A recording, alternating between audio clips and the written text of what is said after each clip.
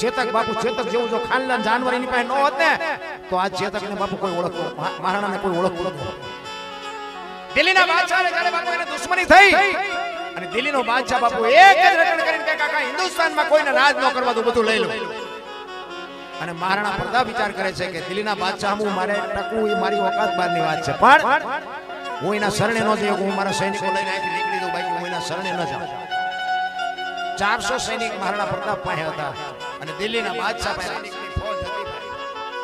400 સૈનિક લઈ ડુંગરના ગાળામાં રાણો વ્યો ગયો. 2 દી 5 દી મહિનો 2 મહિના 6 મહિના પછી ખાવું પડે એમાં તો હાલે નહીં. ઘોડાના પાવલા હતા ને પાવલા બાપુ ખંખેરી બાજરો ખંખેરી એમાંથી બાપુ 2 દી 5 દી કાઢ્યા. અને પછી એને એમ થયું હવે અમારી પ્રજા બધી ભૂખી આંધળી થઈ જાય, હવે કરવું શું? હવે મારે દિલ્હીના શરણે જવું પડશે. દિલ્હીના શરણે જવું પડશે. આ વાત ઉડતી બાપુ એનો મિત્ર ભામાશા વાણિયાનો દીકરો.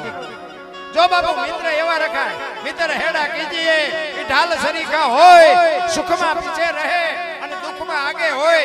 અડધી રાતે બારણું ખકડાવવાનું બાપુ જે જવાબ આપે ને ભાઈબંધ એવા રાખે. બીડી હાડું ખિસ્સા ફાડી નાખે એવા ભાઈબંધ શું કરવાના?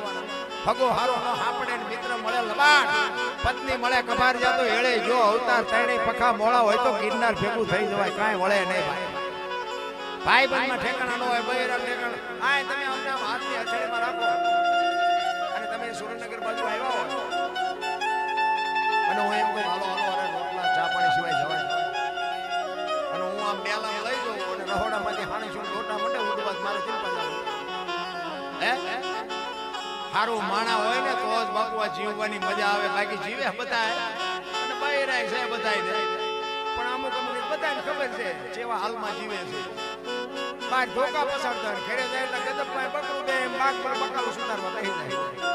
એટલે બહાર તો તમે ચાલ્યા રહેતા નથી, ઘરે છે પણ પડી જેવા થઈ. હારું માણા જો હોય તો બાપુ જીવવાની કોઈ મજા જ નહીં. અને આ ભક્તિ કરવી ને તમે કરવી તો તમે કરજો, પણ માણા હારું હોય તો આ માર્ગે છોડી દો. ડકા અમારે ત્યાં ભગત છે ને નામ ના દેવા પછી ગાતો ભજન ગાતો, ગામમાં ભજન હતા, ભજન ગાતો હતો ને એમાં પડકે વાડીમાં ઢોરા ગયા. એમાં એની બહુ ઘરે કોઈ કહેવા આવ્યું કે મારી વાડીમાં ઢોરા છે અને ભાઈ એ બેન બોલે એવું થાય મારે ન બોલાય.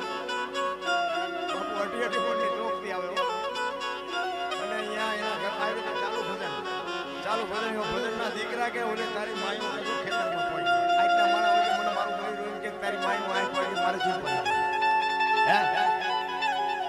અરે આવું માણા હોય તો શું હોય તો શું, મારા બાપ કાંઈ ફરક નથી પડતો. હું તો એમ કહું કે સંસ્કાર આપણે મોબાઈલ ખોલો નાખી દુનિયાને ખબર હતી. આ તો હું એક તમારા આમાં સમય પસાર કરું છું. આ મોબાઈલે જે આ દુનિયા બગાડવાનું કામ કર્યું છે ને, મને તો એમ થાય 10 વર્ષ 20 વર્ષ પછી 100 એમ નથી કહેવાનું કે મારા બાપ પાસે તમારે લખવું તો લખી લે. અને બાપુ ખોલો એટલે બધાને ખબર છે મારી પાસે શું માણસો બોલે છે. અમુક બેનો દીકરીઓ આમ કાનના કીડા ખરી જાય એવું બોલે. હું તો એટલો વિચાર કરું કે આના મા બાપે અમને આવડા હાથ સંસ્કાર થાય છે. આખી દુનિયાની બેનો દીકરીઓ સાંભળતી હોય, મહાપુરુષો સાંભળતા હોય, સાધુ સંતો સાંભળતા હોય. આ શું વિચારવાનું જો તો ખરા. એવો બાપુ આ મોબાઈલ જે બગાડવાનો ધંધો કર્યો છે તમે જોવો તો આપણા ટાણીએ માફી માંગો આ જેમ આમ બોલ્યા જો અમે જા મોટો આપ ફાડી નાખી અને મોબાઈલ આવ્યા પછી બધા માફીઓ મગાવવા માંડ્યા. હામાં તો કોઈ આવતા જ નથી. શું તમારે આમને સાંભળ્યું જોઈ નથી શકતા એક માણસને માણસ ઉપયોગ ન થાય તો જિંદગીમાં શું મારા નામ આવ્યા કે ન આવ્યા. ઈ ભામાશા એને ખબર પડે કે મારો મિત્ર દિલ્હીના શરણે જાય અને બાપુ રાડ ફાટી જઈને ઓગા એક ઘરાશીનો દીકરો દિલ્હીના શરણે જાય તો ધરતી રાહ તાળ થઈ જાય. ઈ વાણિયાનો દીકરો એને એમ તલવાર ન ઉપાડી શકું પણ મારે બાપુ પાસે જવું તો જોવે. ઈ રાતના ટાઈમે ડુંગરના ગાળામાં રાણાના પ્રતાપને હાથ કરતો જાય કે રાણા એ રાણા અને સામે પેગડોમાંથી બાપુ કાપડ્યો. રાણાને એમ થયું કોક અવાજ મારે છે. કોણ? તારો મિત્ર ભામાસ. અરે આય આય મારા બાપ, તું તો કેટલા દીથી મારાથી જુદો પડ્યો, તું તો મારી ખબર લેવા નથી આવતો. કે તારી ખબર લેવા જાવ. બે ભાઈબંધ બાપુ પહાડ ભેટે એમ ભેટ્યા. અને ભામાસા કહે છે કે મેં આવી વાત સાંભળી હતી કે તું દિલ્હીના શરણે જવાનો છો. અરે મારા બાપ, આ ધરતી રાહ ઢાળ વઈ જાય, તું ગરાણીના કુળે જન્મો છો મારા બાપ. જીવ કોઈ નાખજે, તારું પેટ ફોડી નાખજે, પણ દિલ્હીના શરણે ન જાવ. ઈ કે પણ શું કરું, મારી પ્રજા ભૂખી આંધળી થઈ જાય, ખાવા કાંઈ બટકું રોટલો. અને તે દી બાપુ એક મિત્ર તમે જોજો, વાણિયાનો દીકરો ભામાસા કહે છે દરબાર દરબાર હું ભગવાન ના ઉપાડી શકું, પણ તું આ જા સુધી રહે ને ત્યાં સુધી અનાજ હું પૂરું પાડીશ. તું બાકી ખાવા હાટું થઈને તું દિલ્હીના શરણે ન જાતો. અને તેથી બાપુ રાણાની કહું તૂટતી હતી કે વાહ મેરું, વાહ મારો ભેરું. ભાઈબંધ એટલા માટે કહું, છૂટા હોય પડકે પડકે ફરતા હોય, છૂટા ખૂટીને પછી સરનામાની ખબર ન હોય, ઈ ભાઈબંધને હું કરવું? એવા ભાઈબંધને બાપુ હું તો ના પાડું છું, ચોકડી મારી દીધી. મારો એક મિત્ર હતો ને, એક પછી તમને વાત કરું. મારો એક મિત્ર બાપુ કેવો મિત્ર ખબર છે, એક ભાણામાં મારો હાથ જવો તો કહી શકાય. અને અમે અહીંયા ગામમાં હોય ને એટલે અમારે કોઈ દી એવો નહીં કે અમે ભેગા ન થયા. અને બહાર ગયા હોય ને તો અમારે ફોનથી કોન્ટેક્ટ થાય. એક દી અમે અલગ ન રહે. પણ બાપુ એના દીકરીના સંબંધ વખતે મને અહીંયા એના ઘરે જમવા બોલાયો કે મારે દીકરીનો સંબંધ કરવા મહેમાન આવે છે અને તમારે જમવા આવવાનું. કાંઈ વાંધો નહીં. અમે અહીંયા ગયા ને, જેમ ડોબાનો સોદો કરે ને એમ દીકરીનો સોદો કરે. દીકરીના પૈસા હું તો ના પાડું છું, લેવાય નહીં, પણ લેતા હોય એટલે ના પાડવા ન થાય. અને ભાઈ મને તો એમ થયું કે આ 2 લાખ ને 3 લાખ ને બધા શેર વાતો કરતા છે. એટલે પછી હું બહાર નીકળીને કીધું તમે 2 લાખ કે 3 લાખ ની વાત કરતા તો શેના લેવાના? દીકરીનો સંબંધ કરો. અને એ જ વખતે બાપુ મેં એના ઘરનું જળ મૂકી દીધું, આનું પાણી નાખ્યું. દીકરીને વેસે આવા રૂપિયા લે, આ ભાઈબંધને શું કરવું? આ કોક દેખ આપણો સોદો કરી નાખે, એની હગી દીકરીને વેચી નાખે. એ વેલો મોડો આપણો સોદો ન કરે. એટલે મેં કીધું મારે ફોન આવ્યો છે, હું જઉં છું. અરે કે પણ જમીન જાવ ને, હમણાં તો કામ પતન તો ને આવું છું. મેં મોબાઈલ સ્વિચ ઓફ કરી નાખ્યો. એના ઘરે આજની તારીખ ને કાલનો દે બાપુ, એના ઘરે પાણી નથી પીધું, એના ઘરે હું જીવો નથી, એની હારે મેં વાત નથી કરી. આવા ભાઈબંધને શું બાપુ, તમારી દીકરીને તમે વેચી એ રૂપિયાથી તમે મોજ કરો, એમાં તમારી પેઢી કેવી થાય? કોઈ મતલબ નથી. પૈસા તો મારો ના જેદી પીસે ને તેદી તમારી ભૂખ ભાંગે. હું તો એક મારા મોબાઈલમાં વિડિયા પડ્યા ને ભાઈ, એ મને નહોતી ખબર ના વિડિયા બહાર ભાઈ. આ મને આ કઈ શોખ જ નહોતો. આ બધા છે મારી ઓકાત જ નથી, ઘોડે ચડાય આપણી ઓકાત જ નથી. હું તો ખટારો ડ્રાઈવર, હું તો ઝઘડા સિવાય મેં બીજું કઈ કર્યું નથી. હું આ ઘોડા લાયક જ નથી. આજ હું 4 વાગ્યાનો આવ્યો છું. ગાડીની વાયલી ડેકી સાચી ફરાડી થાય એટલી સારું આવી. પણ મારો કહેવાનો અર્થ એ છે કે હું ખટારાનો ડ્રાઈવર છું, હતો અત્યારે નથી, અને એકેય રાજ્ય મારું જોયા વગરનું બાકી નથી. પણ હજી મેં મારો દેહ નથી અપડાયો. કોઈ એમ કે દરબારે દારૂ પીધો, પરમાટી ખાધી, તેથી 5 લાખની શરત મારીને આવજો, મારી સાથીમાં ડામ દઈ દો. મારું કુળ કયું, મારું ખાનદાન કયું, મારા મા બાપ કોણ, આની કુમારી ન હોય તો મરી જવાય ભલા. એવી તમારી અને મારી જીવન 18 વરણ ગમે એ સમાજ. કહેવાનો મારો અર્થ એ છે, ખાવા પીવાનું ખવાય, ન ખાવાનું ન ખવાય. ઈ રાણાને બાપુ ભામાસા કહે છે અનાજ જેટલું જોઈએ એટલું હું આપીશ મારા બાપ. દિલ્હીના શરણે ન જાતો, ને કા ધરતી રાહ તાળ વઈ જાય. ઈ કે બસ હું જેથી મેવાડની ગાદી ઉપર આવું ને તેથી તારું જેટલું દેણું થયું છે એટલું દૂધે દવી તને આપી દઈશ, પણ મારા બાપ જોઈએ એટલું અનાજ પૂરું પાડજે, કે હું ઈ મારી જવાબદારી. અને અમુક સમય થયો, એમાં એક માલધારીના પતિ પત્ની બે નીકળ્યા અહીંયાથી. બપોરનો સમય, 400 સૈનિક ડુંગરના ગાળામાં હુતા છે, ઉગાડી તલવાર મહારાણો પ્રતાપ ચોકી કરે છે. અને એ વખતે એ માલધારી પતિ પત્ની નીકળ્યા અને રાણાએ આમ જોયું એટલે રાણાએ કીધું આવો આવો આવો તડકો છે પાણી પાણી પીને જાઓ બે જણા આવ્યા અહીંયા અને રાણો પૂછે છે ભાઈ હતો ને એને પૂછ્યું કે તમે બે શું હગા શું થાવ ત્યારે એ જુવાને જવાબ આપ્યો કે અમે બે પતિ પત્ની હતા અત્યારે નથી અને ભગવાન જો આબરૂ રાખે ને તો અમે પતિ પત્ની થઈશું રાણો વિચાર કરે આ કેવું હતું પતિ પત્ની હતા અત્યારે નથી પછી થઈશું એ કેવું કે આમાં હું કઈ સમજો નહીં એને ખબર નથી કે રાણો પ્રતાપ છે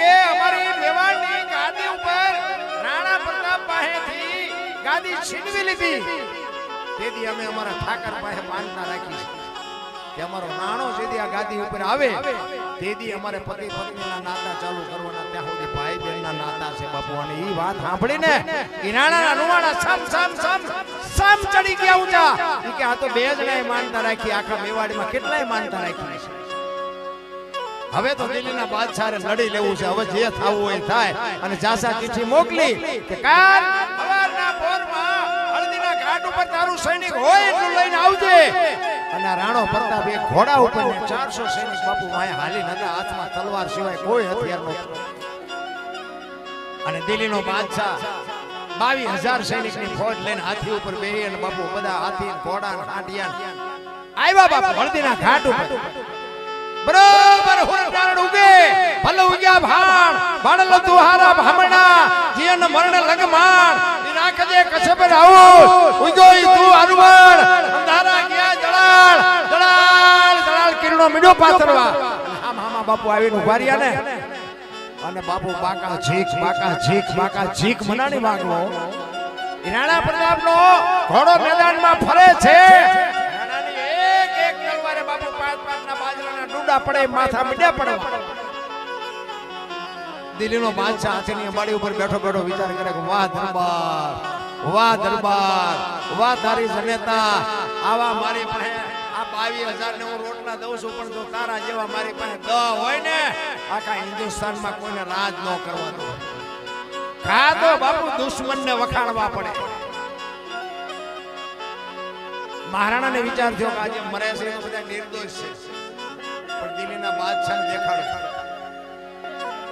કે ગરાણીના ગાવણમાં કેટલી તાકાત હોય એને એમ થયું કે હાથી ઉપર બેઠો છે હું ઘોડા ઉપર છું અહીંયા પુગાય નહીં હું કરવું શું અને ઘોડાને લઈ ગયો બાપુ હાથી પાસે હો દિલ્હીનો બાદશાહ હાથીની બાડી ઉપર બેઠો ને ત્યાં જઈ આમ નજર કરીને કીધું કે એ બાદશાહ હેઠો ઉતર અને ઉઠાવ તલવાર જો આપને ધરતીના કડા ભેળા ન કરી દઉં તો ત્યાં દુનિયામાં ગરાસિયા જોયા નથી ઉતારી ઉઠો ઓલાને વગર ડાકલે આવી હોય તો મારો બેટો હમણાં આયા આવશે એને ખબર હતી આની તાકાત નથી મારા સામે ઊભું રહેવાની પણ આમ એક ખેતરમાં બાપુ ચેતકને લઈ ગયો ચેતકને કહે છે ચેતક મેં દુનિયામાં કોઈને બાપ નથી બે ને બાપ કીધા છે કે એકલિંગજી ભોળોનાથ અને એક મારો જન્મ આપવા વાળો બે ને બાપ કીધા છે આજે તને બાપ કહું છું તું મારો ત્રીજો બાપ છું એક હાથીના કુંતળ માથે ડાબા માંડી દે દિલ્હીના બાદશાહનું માથું ઉતારલું ચાકરેથી પિંડો ઉતારે અને ચેતક કહેતો હોય કે એક ઝાટકો માર્યો હાથીના બે ભાગ કરીને કેવો અને એક બાજુ બાપુ હાથી પડ્યો એક બાજુ ઘોડાને આંખો નીકળી ગઈ અને દિલ્હીનો બાદશાહ બાપુ પાટીએ પડી ગયો હમણાં કાપી નાખ્યો હમણાં તો મોત સામું આવે તારે બાપુ હનુમાન ચાલીસા ડાયરેક્ટ ચાલુ થાય પેલા બોલ્યા હોય તો હનુમાન સાંભળે હાકડીમાં આવ્યા પછી ચાલુ થાય ઓનલાઈન થાય હનુમાન જે ડાયરેક્ટ સાંભળે અને આમ નજર કરીને બાપુ ચેતકની આંખો નીકળી ગયો છેલ્લા શ્વાસ હાલે ચેતક પડી મહારાણા પ્રતાપ ચેતકનું માથું ખોળામાં લઈ અને ચેતકને કહે છે બાપ ચેતક આ રણ મેદાનની માલિકો તે જે મારું કામ કર્યું છે ને હગો ભાઈ માં કરે એવું કામ કર્યું છે આજ તું તારા જીવને ગતિ આપી દે મારા બાપ તે આજે મને વિજય અપાયો છે ને હું તારો કોઈ દી ભવ ઋણી રહીશ હું તારો કોઈ દી ઋણમાંથી છૂટી નહીં શકું ચેતકની આંખોના ડોળામાંથી બાપુ પાણી પડે છે ચેતકનો જીવ નીકળતો નથી રાણો કહે છે શેમાં તારો જીવ અટકાવ તું કહેતો અવેડા બંધવી દઉં, તું કહેતો પ્રભુ મને ચબૂતરા બંધાવું, પણ તારા જીવને ગતિ આપી દે. ચેતકને વાચા આવે કે મારો જીવ સેમાય નથી, હું મરું છું એની મને બીક નથી, પણ મને અફસોસ એ વાતનો છે કે ઘરથી રણ મેદાન સુધી હું મારા ધણીને લાવ્યો, હું રણ મેદાનથી ઘર સુધી ન પુગાડી શક્યો. ઈ મને અફસોસ છે. મને એટલી જો શક્તિ આપી હોત ને કે મારા ધણીને હું ઘર સુધી પુગાડ્યો, અને ઈ વખતે બાપુ રાણા પ્રતાપની આંખમાંથી આંખડાની તારું થઈ ગયો. બસ ચેતક હવે કાંઈ બોલતો નહીં, નકર મારા ખોળિયામાં જીવ નહીં.